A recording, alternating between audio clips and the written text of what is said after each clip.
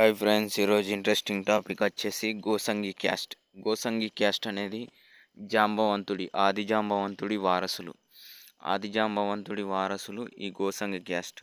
వీళ్ళు వీధి నాటకాలు వేషాలేస్తూ ఆటవికంగా వేటాడేవాళ్ళు వెనకట. అయితే వీళ్ళ గురించి ఎందుకు చెప్తున్నా అంటే, వీరు కొందరు వాల్మీకి మహర్షి యొక్క కుటుంబీకులు ఉన్నారు. అంతేకాకుండా నెక్స్ట్ ఏంటిదంటే, మన అంబేద్కర్ తెలుసు కానీ, రాజ్యాంగం రాసిన అంబేద్కర్ ఒక ఎస్సీ వాడు, అంటే మాదిగ వాడు. ఈయన జాంబవంతుడి వారసుడే. ఇతని బర్త్డే కూడా ఏప్రిల్ 14th.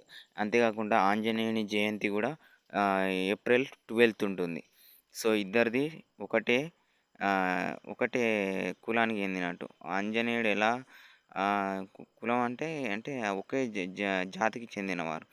ఫర్ సపోజ్ ఆది జాంబవంతుడు వంశానికి చెందినవారు ఈ మొత్తం గోసాయిలైతే, వాళ్ళ నుంచి వచ్చిన వారు మాదిగలు. మాదిగల నుంచి వచ్చిన వారు ఈ జాంబవంతుడి కుటుంబం. అందులో ఈ అంబేద్కర్ ఒకడు.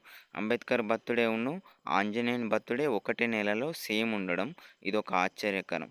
ఇంకేంటంటే, ఇదే నెలలో శ్రీరామనవమి ఎక్కువ వస్తూ ఉంటుంది. ఇంకోటి, వాల్మీకి మహర్షి ఒక దొంగగా ఉన్నప్పుడు చోరీ చేసేవాడు ఫస్ట్. తర్వాత తనకు జ్ఞానం బోధ జరిగాక అతను వాల్మీకి రామాయణం రాయడం జరిగింది. అయితే ఈ గోసంగిలలో చాలామంది వేషాలను వేసుకుంటూ నాటకాలు వేస్తూ తిండిని వాళ్ళు పొందేవారు. వీధి నాటకాలు వేసుకుంటూ ఊర్లు తిరిగి.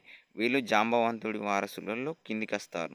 ఇంకా చెప్పాలంటే, వీళ్ళు ఆంజనేయుడు కూడా జాంబవంతుడికి దగ్గరి బంధువు. సో మాదిగలకు దగ్గరివాడు. అంతేకాకుండా వీళ్ళకు మొత్తం రిలేటెడ్ వర్షన్స్ ఉన్నాయి.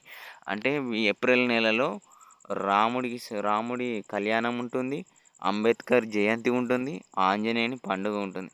అంతేకాకుండా వాల్మీకి మహర్షికి సంబంధించిన బోయ కుటుంబం, వేటాడే వాళ్ళు ఉంటారుగా, వాళ్ళు అప్పుడప్పుడు కొన్ని మెయిన్ ఇంపార్టెంట్ భూదేవికి సంబంధించిన ప్లేస్లలో ఎక్కువ తిరుగుతారు. అంటే ఫర్ సపోజ్ గనులు, మైన్ ఏరియాస్, ఇలాంటి ప్రాంతంలో ఎక్కువగా రాముడు ఏడుంటాడో వాల్మీకి మహర్షి, ఈ ఆంజనేయుడు, ఈ జాంబవంతుడి వారసులు ఎక్కువ ఉంటారు. ఇది ఫ్రెండ్స్ స్టోరీ. అంతేకాకుండా జాంబవంతుడి వారసులు వీధి నాటకాలు, ఒగ్గు కళాకారులు, ఇంకా కొన్ని గ్రాంధిక నాటకాలు, వీధి నాటకాలు వేస్తుంటారు. చిత్రపటంతో నాటకాలు చెప్పేవారు ఉంటారు. కొందరు వేషం కట్టి నాటకాలు చెప్తుంటారు. అయితే వాల్మీకి మహర్షి కుటుంబంలో అందరూ పైకి రాలేదు. కొంతమంది పైకొచ్చారు. మిగతా మంది దుర్బుద్ధి, అహంకారం పెరిగి వారి పతనం కోరారు. ఆంజనేయుని మాలేసుకున్న వారికి అభయం ఉండేది. కానీ ఇప్పుడు కలియుగం కాబట్టి ఆ వంశస్థులు చాలా తప్పుదారిలో పోతున్నారు. మన అంబేద్కర్ కారణ జన్ముడు కాబట్టి, అతను జాంబవంతుడి వారసుడు కాబట్టి, సేమ్ చూసుకుంటే ఆంజనేయుడి ఫేసు, అంబేద్కర్ ఫేస్ కూడా రిలేషన్గా దగ్గరకు ఉంటుంది. కానీ ఇది ఎలా జరిగిందంటే ఆశ్చర్యకరమైన విషయం.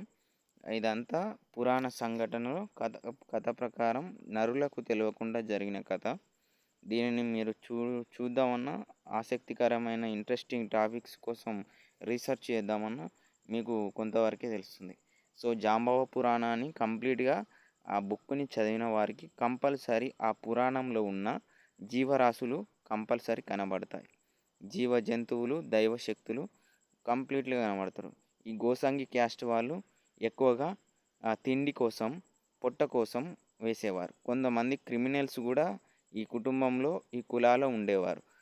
ఎప్పుడైతే రామనామము, జాంబవ పురాణం ఎక్కువ మెదడుకి ఎక్కినప్పుడు ఆ కాలంలో సైలెంట్గా ఉండేవారు. వాళ్ళు తక్కువ క్యాస్ట్ కాబట్టి గోసంగి వాళ్ళది, మాదిగలది చిన్ని మాదిగ వారు.